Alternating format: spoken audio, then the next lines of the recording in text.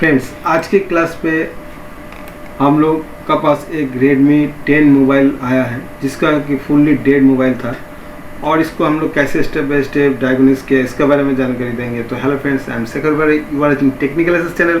So without wasting time let's get started.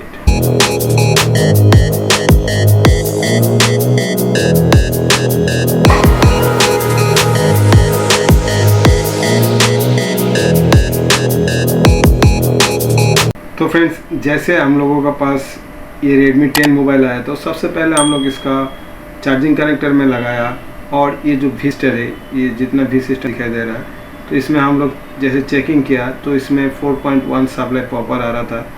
तो हम लोग कंफर्म हो गया था कि हमारा चार्जिंग सप्लाई जो चार्जिंग आईसी वो बिल्कुल ओके है। बट इसका अंदर जो इनपुट सप्लाई जैसे गया है और इसका जो आउटपुट, सबसे पहले मैंने VS1 जो सप्लाई है, जो सबसे पहले मैंने जो VS1 रेगुलेटेड सप्लाई है इसमें चेक किया, यहाँ पे वोल्टेज ड्रॉप हो रहा था। और उसके बाद VS2 में भी चेक किया तो यहाँ पे भी वोल्टेज ड्रॉप हो रहा था।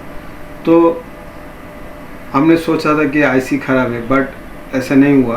तो तुरंत हम लोग क्या किया, जैसे वोल्टेज ड्रॉप हो रहा था इसका मतलब हम लोग आइडिया लगा लिया था कहीं पे ना कहीं पे ज़रूर इसका अंदर शॉर्ट होगा जिसका कारण ये वोल्टेज ड्रॉप हो रहा था।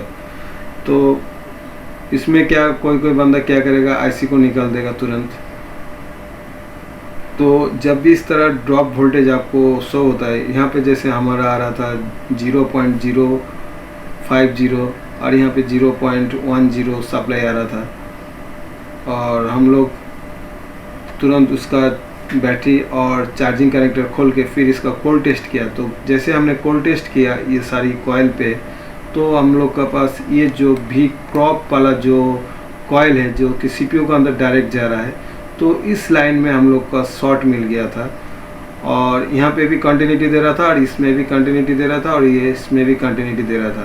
क्योंकि ये CPU का अंदर गया है तो यहाँ पे दो कंडीशन में शॉर्ट हो सकता है, या तो ये आईसी शॉर्ट हो सकता है या तो हमारा CPU शॉर्ट हो सकता है। तो जैसे हमने CPU को निकाल दिया तो इसका शॉर्ट रिमूव हो गया था। फिर हमने रिवॉल्व करके लगाया, फिर ये शॉर्ट आया नहीं दोबारा।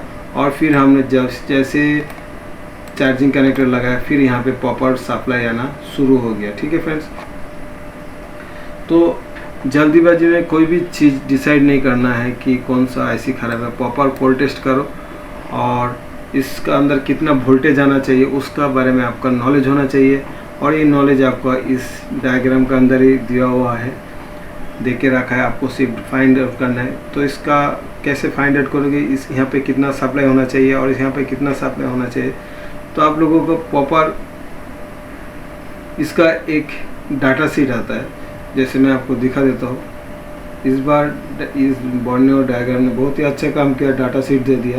और यहाँ पे देखिए लिखा हुआ MediaTek MT6358 VW, तो इसका डाटा शीट हमारा इसके अंदर दिया हुआ है, तो हमें कोई परेशानी नहीं हुआ। तो यहाँ पे जैसे, और ये सब इसका अंदर से सब स्टडी करके आप लोगों को बताते रहते हैं, सिर्फ आपको प्रोसेस नहीं मालूम है जिसका कारण आप लोग नहीं कर पाते। तो देखिए हमने यहाँ पे MT63 का डाटा शीट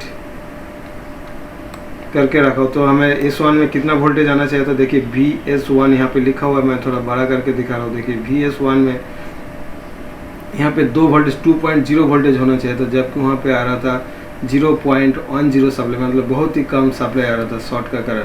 ठीक है, और VS2 में कितना सप्लाई आना चाहिए वो भी यहाँ पे मेजरमेंट करके रखा। देखिए VS2 यहाँ पे 2 एम्पियर 1.25 वोल्ट से लेके 1.5 वोल्ट आना चाहिए, जबकि यहाँ पे आ रहा था 0.50 वोल्टेज आ रहा था। इसलिए हम लोग, और ये लाइन सीधा CPU का अंदर जा रहा है। देखिए यहाँ पे कहाँ पे जा रहा है वो भी इन्होंने प्रॉपर करके दिखाया। देखिए VA12 वोल्टेज रेफरेंस 1.2 सप्लाई, ये सीधा सब CPU को अंदर जा रहा है।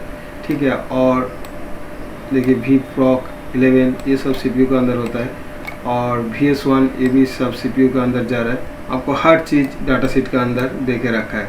और भी डीप जानना है तो इसका नीचे और भी इसके बारे में डिटेल्स में दिया हुआ है। देखिए बाग पावर प्लांट हर चीज़ दिया हुआ है, तो आप लोगों को कोई परेशानी होने का कारण ही नहीं बनता है।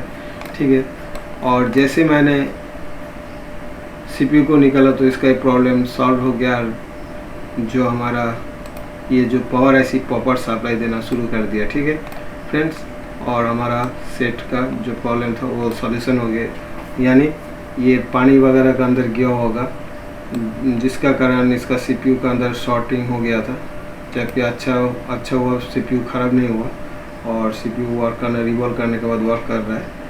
तो ये सब का सप्लाई के बारे में आप लोग को नॉलेज होना चाहिए, VS1 में कितना सप्लाई होना चाहिए, VS2 में कितना सप्लाई होना चाहिए। ठीक है, तो ये जितना सारे कॉयल है इस कॉयल के अंदर सप्लाई कितना होना चाहिए, ये जो LDO सप्लाई उसके बारे में भी जानना आप लोगों को ज़रूरी होता है। और ये उतना वो नहीं है, आप लोग को डाटा शीट के अंदर हर चीज़ मिल जाता है। ठीक है, IC number basis data sheet आप लोग को मिल जाएगा। ठीक है फ्रेंड्स, तो आज ये जानकारी आप लोग को देना था। और उसके बाद हमने जैसे पोर्ट के लिए लगाया तो कंप्यूटर में पोर्ट भी बनना शुरू हो गया। ठीक है फ्रेंड्स, और जब तक आपका ये सप्लाई ओके नहीं होगा तो कंप्यूटर के अंदर पोर्ट भी नहीं बनेगा। ठीक है, तो एक बार मैं पोर्ट बना के दिखा देता हूँ। तो हम इसको क्लोज करते हैं, मिनिमाइज करता, और यहाँ पे देखिए मैनेज ऑप्शन में जाएंगे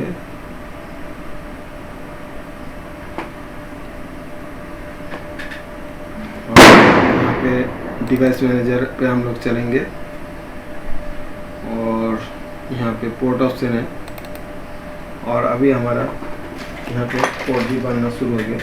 अभी एक बार मैं चार्जिंग केबल को लगाएंगे और देखेंगे पोर्ट बन रहा है कि नहीं। तो अभी देखिए जैसे मैंने लगा दिया और यहाँ पे देखिए पोर्ट बनना शुरू हो गया। देखिए USB serial device common port से पहले ये नहीं बन रहा था क्योंकि हमारा जो पावर मैनेजमेंट का सप्लाई कंप्लीट आउट नहीं हो रहा था, ड्रॉप हो रहा था, जिसका कारण ये पोर्ट नहीं बन रहा था। और अभी फर्स्ट क्लास ये पोर्ट भी बन गया, यानी हमारा मोबाइल अभी चलना भी शुरू हो जाएगा। ठीक है फ्रेंड्स, तो इसी तरह स्टेप बाय स्टेप आप लोग काम करिए। ठीक है, तो अभी हम लोग दोबारा यहाँ पे डायग्राम में आते हैं। तो ये वाला लाइन शॉर्ट का वजह से ये जो आपको दिखाई दे रहा है यहाँ पे, ये वाला कॉयल शॉर्ट था, जिसका कारण जो भी नाम पे जाना जाता है ये सीधा CPU के अंदर जा रहा है, तो इसका वजह से हमारा ये फॉल्ट हो रहा था।